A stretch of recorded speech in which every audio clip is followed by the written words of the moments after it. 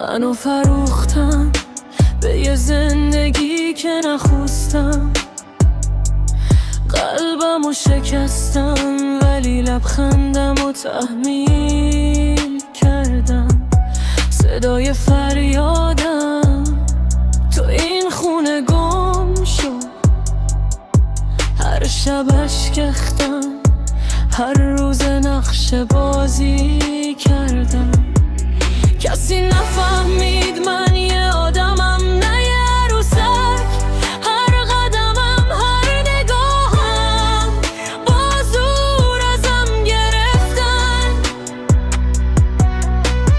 دستامو گرفتن، پروازمو بریدن.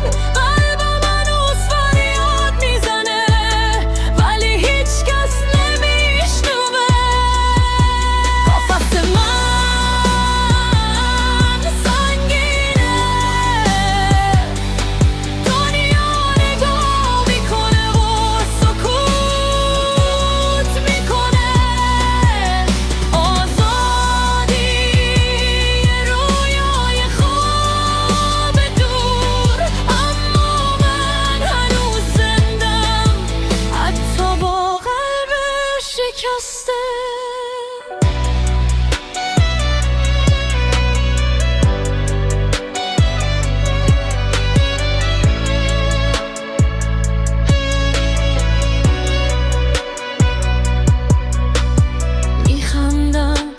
خوشحالی ولی نمیدونن،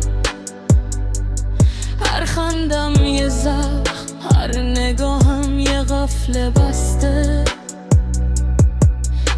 تو عکس‌ها تو مهمونی ها نقش بازی میکنم، ولی تو دل تاریکم بارون عشقام میباره.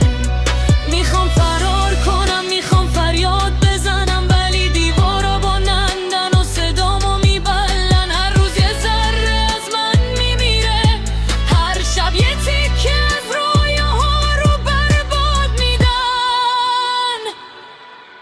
قفس من